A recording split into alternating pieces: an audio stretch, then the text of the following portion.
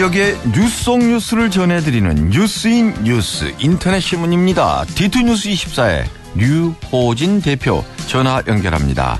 안녕하세요. 네, 안녕하세요. 호남 고속철도 운행 계획이 지난주 목요일 밤 발표가 됐는데 네. 오늘은 이 부분에 대해서 좀 더 자세하게 알아봤으면 합니다. 먼저 국토부의 발표 내용 정리를 좀 해주시죠. 네, 국토부가 지난 5일 발표한 내용을 보면은요, 간단하게 이렇습니다. 서울에서 광주 가는 호남선하고요, 서울에서 여수를 가는 전라선은 이 서대전역을 거치지 않고 직통으로 지금 통과를 하고요. 다만 운행 횟수를 현재 62회에서 68회로, 그러니까 주말 기준으로 68회로 6회 정도를 늘리기로 했습니다. 네, 그리고 서울서 서대전역까지는 하루 18번 운행을 하는데, 이 별도 노선으로 운행을 하되, 이 용산역에서 출발해서 서대전역을 거쳐서 익산역까지만 가는, 어떻게 보면 새로운 KTX 운행 계획을 내놨습니다. 그러니까 새 노선하고 구노선을 분리해서 운행하게 하겠다는 건데요. 이렇게 되면서 KTX를 타고 대전과 광주, 여수를 오가는 승객들은 일단은 익산에서 내려서 환승을 해야 되겠습니다. 이런 국토부의 발표 내용에 대해서 대전시의 입장이 나왔죠? 네, 우선 국토부는 호남의 요구를 반영했고 또 대전 충남의 수요를 감안한 어떤 현실적인 대안이다 이렇게 얘기를 하고 있는데, 권 시장도 이 지난 금요일 날 오전에 기자회견을 열고 입장을 밝혔습니다. 그런데 썩 이 지역민들하고는 지금 와닿지는 않는데 내용은 이렇습니다.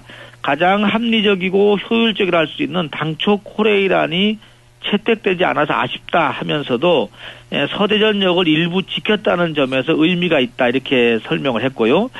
김인식 시의회 의장도 그날 의회 본회의장에서 비슷한 내용의 입장을 내놨는데, 지역의 수장으로서 이 지역 주민의 여망을 못 읽은 게 아니냐 이런 지적도 일각에서는 나오고 있는 게 현실입니다. 권 시장의 입장과는 다르게 대전 지역의 시민사회단체 반응은 뭘 지켰다는 거지?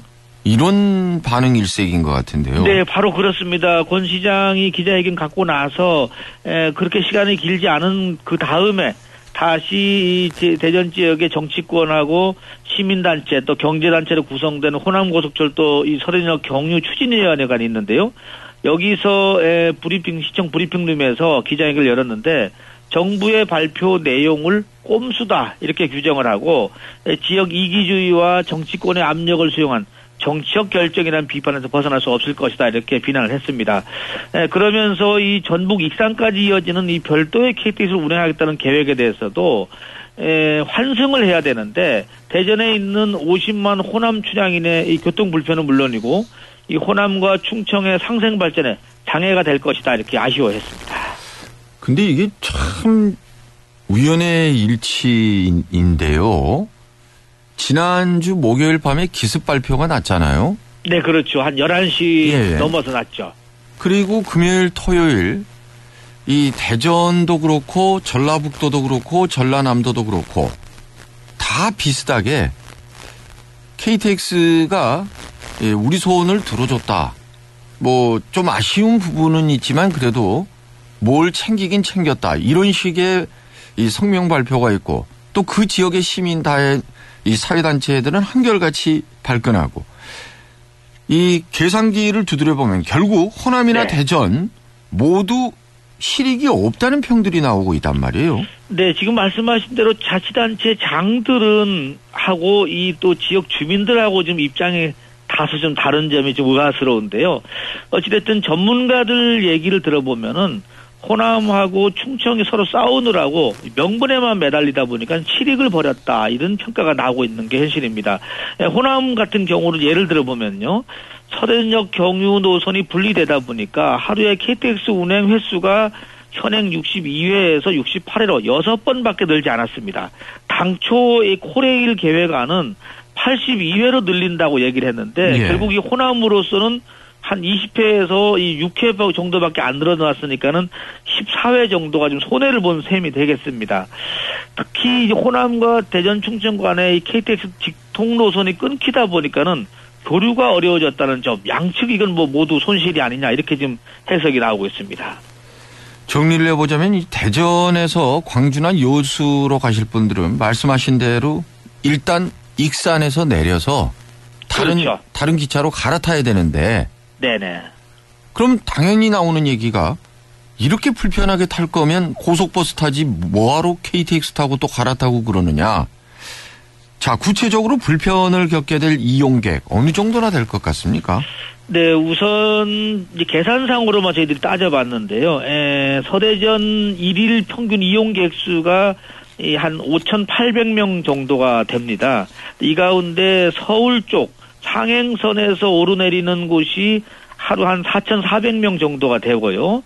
서대전권에서 익산 이하 호남권으로 이동 수요가 한 1,449명 정도가 돼서 연산으로 계산해봤더니만은 상행선은 한 160만 명 정도, 그리고 하행선은 53만 명 정도가 추정이 되는데 결국 이러니까 서대전권에서 호남권 이용객들 그러니까 하루 한 1,500명 정도, 연간 한 53만 명은 불편을 겪어라.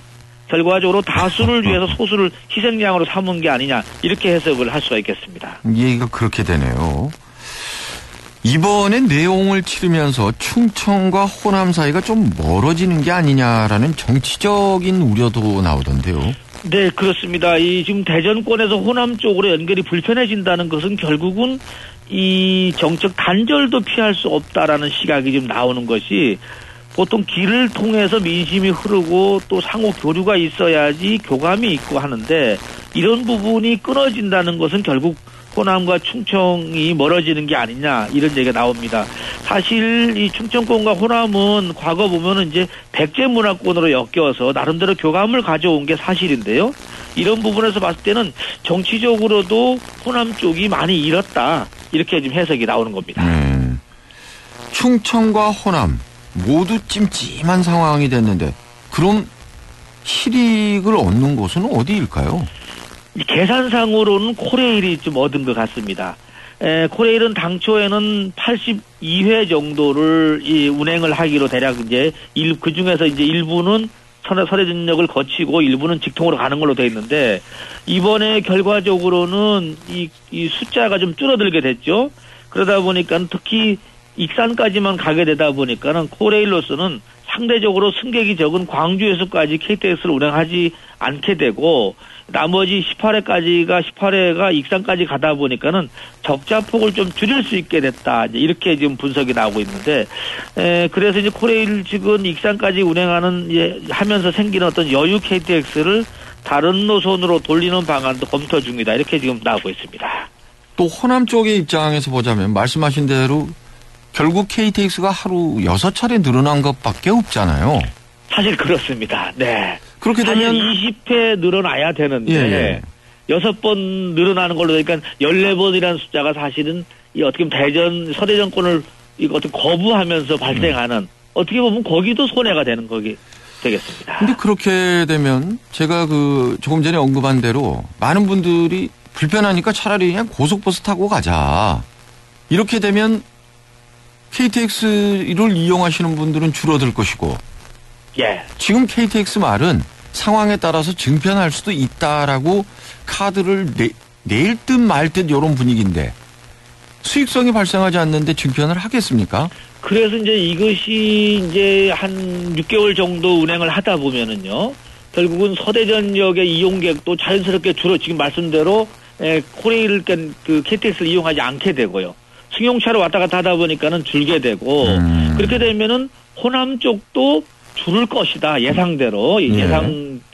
예측컨대. 그렇게 되면 다 또 KTX 편수가 또 결국은 더 줄지 않겠느냐. 이렇게 봤을 때는 나중을 놓고 보면은 호남 쪽의 손실, 대전 충청권의 손실도 많지만은 양쪽 다 손실이다, 이렇게 볼 수 있을 것 같습니다. 그래요. 오늘 다양한 소식이 잘 들었습니다. 네, 감사합니다. D2뉴스 24의 류호진 대표였습니다.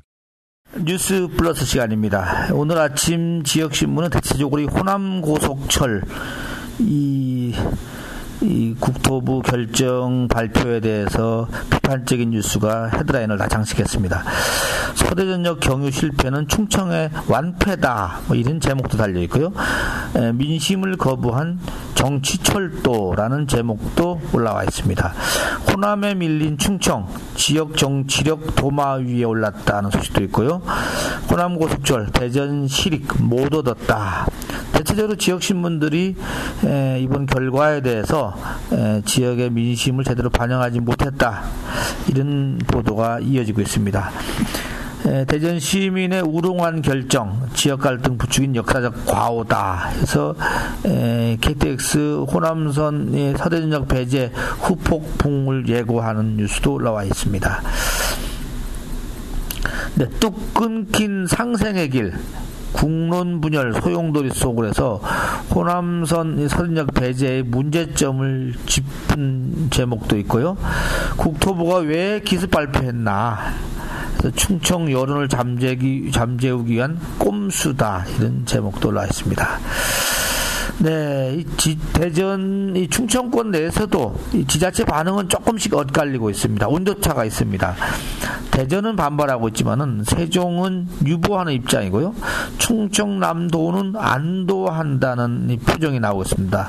다만 충청북도는 환영의 목소리를 내고 있습니다. 자, 아무튼 권선택 대전시장의 정치력이 도마 위에 올랐다. 50% 확보 약속 불구 못 지켰는데 권 시장은 지금 최선안이 채택 안 돼서 아쉽다, 이런 표명만 했었거든요. 거기에 대한 부정적인 뉴스도 올라와 있습니다. 이 밖에 지역 인물들 좀 정리를 하면요. 대전 고검장에는 조성욱 광주고검장이 자리를 옮겨왔고요. 대전지검장에는 문무일, 그리고 청주지검장은 조은석 지검장이 자리를 옮겼습니다. 이완구 총리 후보자 인사청문회가 가시밭길이다는 제목도 있네요. 차남의 병역 문제, 재산에 이어서 언론 외압 의혹이 일파만파 커지고 있는 현재를 좀 반영을 하고 있습니다. 이장우 국회의원이 국회 도서관 이용의 최우수 의원으로 선정이 됐다고 합니다. 공부를 열심히 하신다고 하는 거네요. 홍성에도 구제역이 침투했다고 합니다. 전국 최대 축산단지, 이 방역에 지금 총력을 기울이고 있는데 걱정이 태산입니다. 차기 하나은행장 후보에 3명으로 압축됐는데요. 충청 총괄부행장도 이름이 올라와 있습니다. 네, 김병호 행정직무대행하고 함영주 충청 총괄본부장, 그리고 황종섭 영남 총괄본부장이 지금 각축을 벌이고 있다고 합니다. 대전 상공회의소 차기 회장 선출 내달 11일 뽑기로 확정을 했다고 합니다. 금성백조 가 지난 6일 7일 이틀간 임직원 250명이 참석한 가운데 워크숍을 가졌는데요. 정성욱 회장이 올해 미션으로 혁신을 꼽아줬다고 합니다. 중도일보 박전규 기자가 제1회 전신업상, 이게 전국 지역 일간지가 참여하는 전국지방신문협의회, 그러면 전국지방신문협의회의 기자상을 받았다는 소식도 올라와 있습니다.